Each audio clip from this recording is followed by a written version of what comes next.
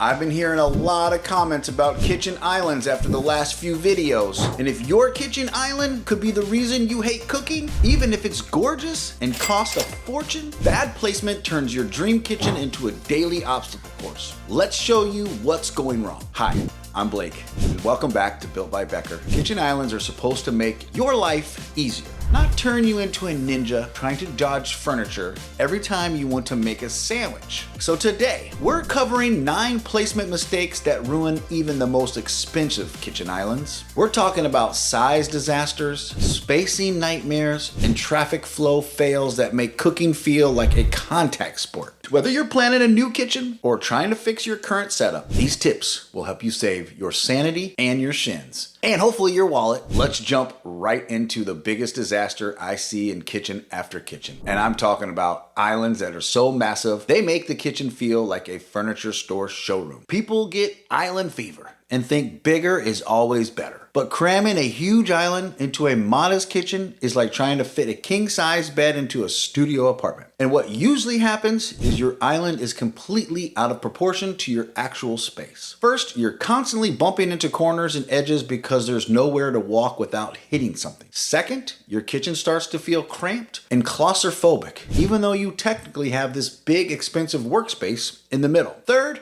and this is the kicker, you actually lose counter space efficiency because the island is so big that half of it becomes unreachable anyways. The real problem is that people fall in love with those magazine photos of massive kitchen islands without considering that those kitchens are usually the size of most people's entire first floor. Your island should be proportionate to your kitchen. A good rule of thumb is keeping your island about 10% of your total kitchen space, which means in a 150 square foot kitchen, you're looking at around 15 square feet of island space maximum. But get this, that's roughly a 3x5 island, which sounds small until you actually tape it out on the floor and realize how much space it takes up with people walking around. And the goal isn't to have the biggest island possible, it's to have an island that actually improves how your kitchen functions. Now, even if you nail the size, you can still completely destroy your kitchen's functionality with horrible placement decisions. The most common mistake that makes me want to bang my head against a wall is when people block their work triangle. The work triangle is the sacred path between your stove, sink, and refrigerator. The 3 spots you hit constantly while cooking. When you stick an island right in the middle of this triangle, you turn basic cooking task into an endurance sport. Making a simple meal becomes ridiculous. This kind of dance, you constantly walking around your island to get stuff from the fridge to the stove to the sink. You end up taking twice as many steps and getting twice as frustrated, especially when you're carrying hot pans and dealing with raw meat. Let's say you're in the middle of making pasta. You need to get ingredients from the fridge. Fill a pot at the sink, carry it to the stove, then drain it back at the sink. With a properly placed island, this is a smooth workflow. With an island blocking your work triangle, you're playing kitchen hopscotch with boiling water. Not exactly what you want when you're already stressed about getting dinner on the table. Since your island should support the natural flow of cooking activities, not to interrupt them, the solution might be placing your island parallel to your work triangle instead of cutting through it, or positioning it as an extension of one of your work zones rather than separate obstacle right in the middle of the kitchen. Speaking of workflow disasters, spacing issues are where most people completely lose the plot. Even with the right size island in the right general location, you can still create a kitchen nightmare by cramming everything too close together. The most common spacing mistake is putting your island too close to your surrounding cabinets and appliances. When you don't leave enough clearance, cabinet doors hit the island when you're trying to open them, dishwasher doors can't open fully, oven doors become dangerous because there's no safe place to stand while you're pulling out hot pans. Multiple people in the kitchen become a recipe for disaster because there's literally no room for 2 people to exist in the same area. You need at least 42 inches of clearance around this island. That's 3.5 feet of clear walking space. If you're planning bar stools or counter seating, you need at least 48 inches on that side to accommodate people getting in and out of their seats. But think about this for a second. Most people hear 42 inches and think that sounds like a lot of space when they're looking at an empty kitchen. Then they move in, add their appliances, and realize that 42 inches becomes about 18 inches of unusable space once you account for open doors, people standing at the sink, and normal kitchen activities. That's why the minimum is really the minimum. You want more space if you can get it. That being said, wall placement creates another whole category of problems that people don't think about until it's too late. When your island sits too close to a wall, you create this awkward cramped feeling that makes your kitchen feel smaller than it actually is. Worse, you lose one of the main benefits of having an island, being able to access it from multiple sides. Islands work best when they're truly islands, meaning you can walk around them completely. When one side is blocked by a wall, you're essentially building the world's most expensive peninsula. You lose the workspace, you lose the storage access, and you create a weird traffic pattern where people have to squeeze between the island and the wall to get anywhere. So the wall clearance rule is the same as the cabinet clearance, minimum 42 inches, but more is always better. This gives you enough room to open island drawers and cabinets fully, allows multiple people to work around the island simultaneously, and maintains that open, flowing feeling that makes kitchens feel spacious and welcoming. Now, this connects directly to one of the most overlooked mistakes in kitchen design, and that's blocking natural pathways through the space. See, your kitchen is also like a highway that connects different parts of your home. When your island blocks or narrows these pathways, you create bottlenecks that affect your entire house. Think about morning rush hour in your house. People are getting coffee, making breakfast, packing lunches, trying to get out the door. If your island placement forces everyone through a narrow passage, you've created a traffic jam that starts every day with frustration. Even worse, if your island blocks a pathway from the garage to the rest of the house or from the kitchen to the family room, you're forcing people to take detours around the island just to live in their own home. The solution is mapping out the home's natural traffic patterns before you commit to an island placement. Walk through the house at different times of the day. Notice where people naturally want to go. Sometimes this means positioning your island off to one side rather than dead center, or orientating it differently than you originally planned. I'm Blake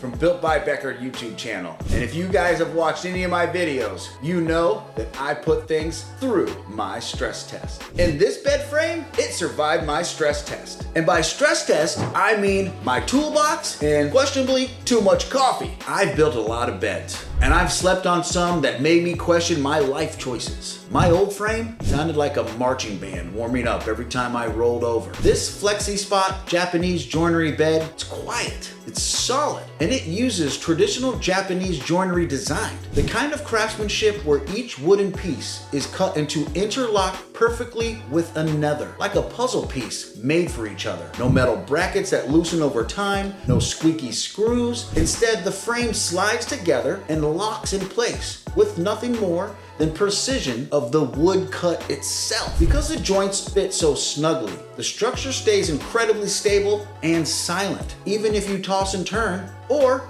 jump on the bed. You won't have to tighten bolts every few months, and you'll never hear that annoying creak in the middle of the night. It's made from solid rubber wood, a dense, durable hardwood that can handle years of daily use without warping, cracking, or needing of special care. The slats, this is my favorite. They're Velcro secured. Look how it is in the install. Once they're in place, they stay put. No rattling, no sliding around when you sit or sprawl or flop down at the end of a long day. The legs are recessed inward from the frame, giving the bed a sleek, compact footprint while still keeping it sturdy and stable. And for me, no more stubbed toes around the corner. And here's a bonus. You've even got 10.2 inches of clearance underneath. It's a smart design that adds hidden storage without taking up space in your room. If you like personalizing your space and also making it customizable, choose the color and size you want. Pair it with matching mattress, nightstand, or other pieces to create a cohesive look, whether you're going for minimalistic chic or cozy and warm. I'll show you a full setup in just seconds. That's it. That's how quick and easy it is. So if you've ever wanted a bed frame that's built like a tank, that doesn't squeak and actually looks good, this is the one. Built by Becker, approved. For those ambitious folks planning multiple islands or large island spaces with several work areas, spacing becomes even more critical. The mistake I see constantly is treating multiple islands like they're just smaller versions of the big one. But spacing requirements actually multiply when you have two islands. You need that 42 inches minimum between them, but you also need to think about how people move around both islands simultaneously. If someone is working at one island and someone else is working at another, they need to be able to access storage, appliances, and work surfaces without constantly bumping into each other or blocking each other's access. The sweet spot for double islands is usually 48 to 60 inches apart. Close enough to feel like it's cohesive workspace, but far enough apart that they function as separate zones. This also allows for different activities at each island. One might be a prep zone, while the other is a cleanup and service area. But placement really really gets interesting when you consider proximity to your main work area. This is something that separates good kitchen design from great kitchen design. Your island needs to be close enough to your main work areas to actually be useful, but far enough away that it doesn't interfere with your primary cooking flow. I see islands all the time that are perfectly sized and properly spaced, but positioned so far from the action that they might as well be in the next room. If your main cooking happens along one wall of your kitchen and your island is way over on the opposite side, you're not going to use that island for cooking prep. It becomes a mail sorting station, homework table, or decorative fruit bowl display. The goal here is positioning your island within reach of your primary work zones, close enough that you can easily transfer ingredients, prep, work, and then finish dishes between your island and stove, sink, and main counter areas. This usually means your island should be no more than 4 to 6 feet from your main cooking zone, depending on your kitchen layout. Now, seating placement deserves its own conversation because this is where a lot of people turn their beautiful, functional island into a daily headache. The most common mistake is putting bar stools where they block kitchen traffic or cabinet access. People sitting at your island need space behind them for their stools, space to get in and out comfortably, and they definitely shouldn't be sitting in the middle of your kitchen's main traffic pattern. What proper island seating looks like in real life is different than what you can imagine. You need 24 inches of spacing per person along the counter, plus 12 to 15 inches of overhang for legroom. Behind stools, you need to have around 48 inches clearance we talked about, but that's measured from the back stool when someone is sitting in it, not when it's pushed in. Finally, and this might be the most important consideration of all, your island placement needs to work multiple people using the kitchen simultaneously. Kitchens aren't solo workspaces. They're social hubs where cooking, homework, conversations, and daily life all happen at the same time. Your island should facilitate this social aspect of the kitchen. This means thinking about the sight lines. Can someone cooking at the stove have a conversation with someone sitting at the island? Can multiple people prep different parts of the same meal without getting in each other's way? Can kids do homework at the island while parents cook dinner without everyone fighting for the same space? The best island placement creates natural zones within your kitchen. Maybe one side of the island is your main prep area, while the other side is for casual dining and homework. Maybe one end is for coffee and quick breakfast prep, while the other is for your serious cooking projects. Good design lets different activities happen simultaneously without conflict. So there you have it, 9 ways to completely ruin your kitchen island placement, and more importantly, how to avoid them. The difference between a great island and a daily headache often comes down to a few inches of spacing and some common sense planning. Which of these mistakes sounds familiar from your kitchens that you've used? And if you have anything extra, drop it in the comments for me. I'll personally respond. Don't forget to hit that subscribe for more tips just like these. And as always, thank you for watching, and we'll see you in the next one.